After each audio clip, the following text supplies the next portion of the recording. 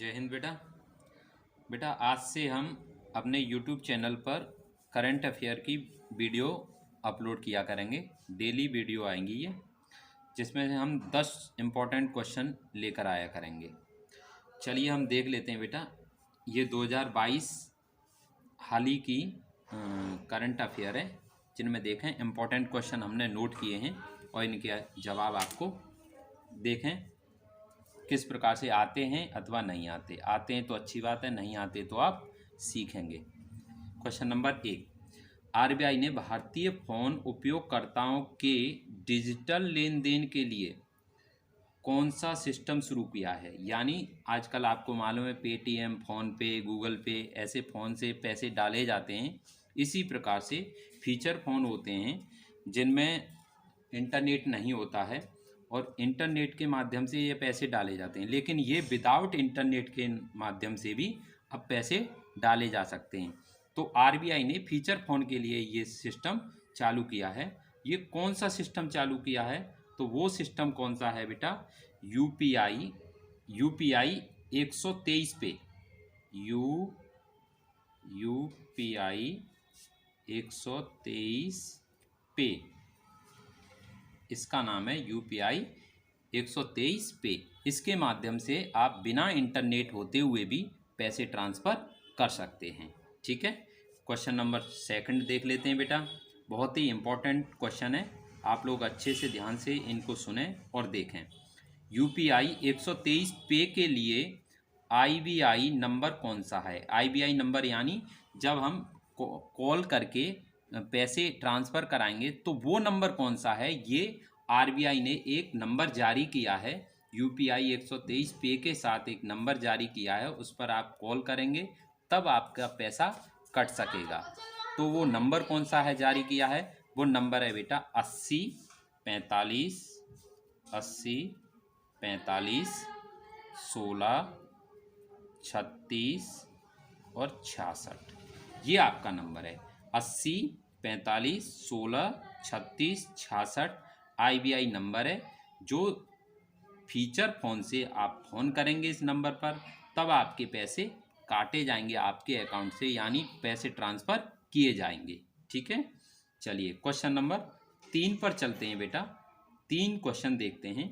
द्विपक्षीय सैन्य अभ्यास धर्म गार्जियन किन देशों के बीच होता है।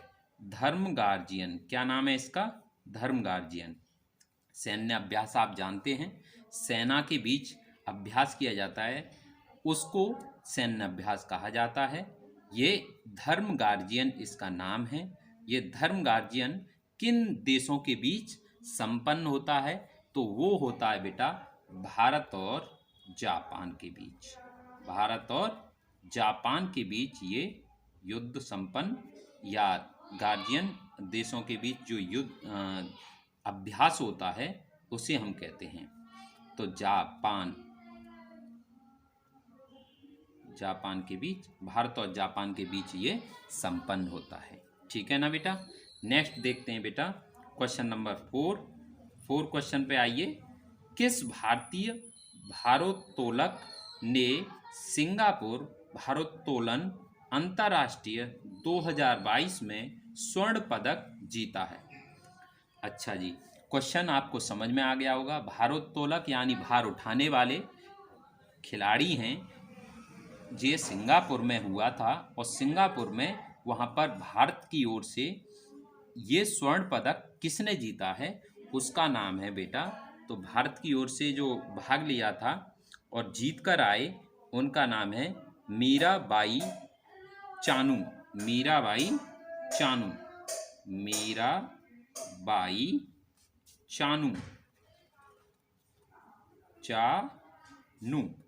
मीराबाई चानू जी ने ये भारोत्तोलक जीता है, जिसमें स्वर्ण पदक इनको मिला था। इन्होंने 191 केजी भार उठाकर ये स्वर्ण पदक अपने नाम किया था। क्वेश्चन नंबर नेक्स्ट देखते हैं बेटा। आयुष्मान भारत डिजिटल मिशन का क्या उद्देश्य है।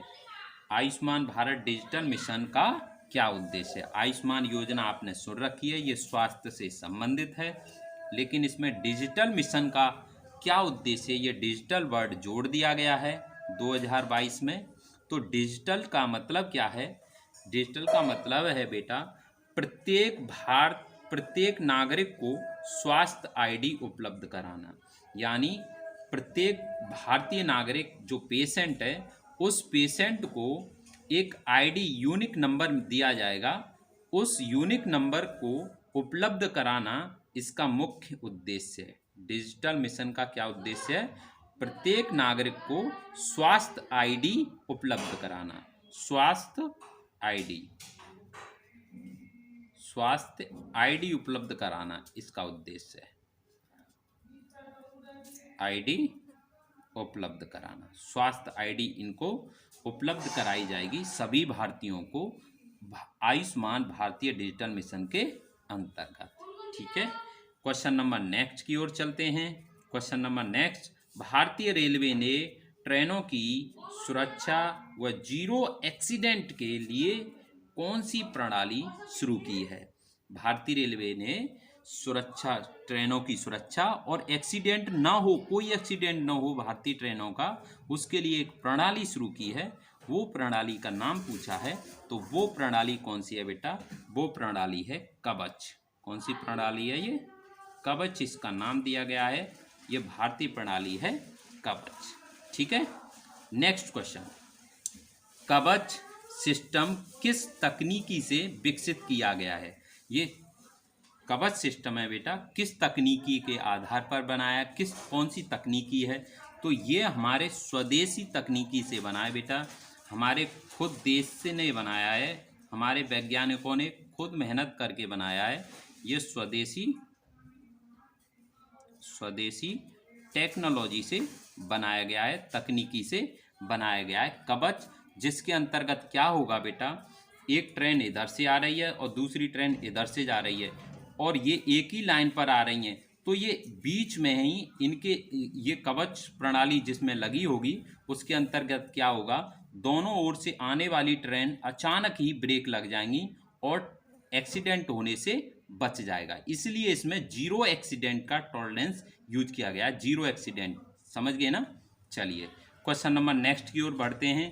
क्वेश्चन नंबर नेक्स्ट 8, संयुक्त राष्ट्र पर्यावरण कार्यक्रम की 5वीं सभा कहाँ आयोजित की गई, कहाँ आयोजित की गई। क्वेश्चन नंबर 8 है ये, इस क्वेश्चन को आप देख लीजिए। क्वेश्चन नंबर 8, क्वेश्चन नंबर 8, संयुक्त राष्ट्र पर्यावरण कार्यक्रम की 5वीं सभा कहाँ आयोजित की गई, तो ये की गई है बेटा नैरोबी में। कहाँ की गई है, नैरोबी में। नैरोबी कहाँ पर है, नैरोबी है बेटा, आपको मालूम होना चाहिए, केन्या की राजधानी है। केन्या एक देश है, इस देश की ये नैरोबी राजधानी है। यहाँ पर ये 28 फरवरी से 4 मार्च के बीच ये संयुक्त राष्ट्र पर्यावरण कार्यक्रम आयोजित किया गया था, जहाँ पर 175 देशों ने भाग लिया था। कितने देश शामिल थे इसमें, 175 देश शामिल थे। ठीक है ना बेटा। चलिए, अच्छा जी, भारत की तरफ से जो यहाँ पर मंत्री गए थे, वो गए थे भूपेंद्र यादव जी। ठीक है ना। चलिए नेक्स्ट देखें, स्वदेश निर्मित पेटा स्केल सुपर कंप्यूटर परम गंगा, कौन सा कंप्यूटर का परम गंगा कहाँ स्थापित किया गया है। ये कहाँ स्थापित किया गया है, कहाँ स्थापित है, तो बेटा ये स्थापित किया गया है आपके IIT रुड़की में। कहाँ किया गया है, IIT रुड़की में किया गया है। कहाँ किया गया है, IIT रुड़की। IIT का आप नाम तो जानते ही होंगे, इसकी फुल फॉर्म क्या है, Indian institution of technology. Roorkee में ये स्थापित किया गया है। ये परम गंगा कंप्यूटर है, देश का सेकंड सुपर मोस्ट पावर, यानी इससे एक पावरफुल और कंप्यूटर है, इसलिए मैंने दूसरा क्वेश्चन भी ले लिया है। देश का, क्वेश्चन नंबर 10, देश का सबसे पावरफुल सुपर कंप्यूटर, सबसे पावरफुल सुपर कंप्यूटर कौन सा है, ये पूछा गया है।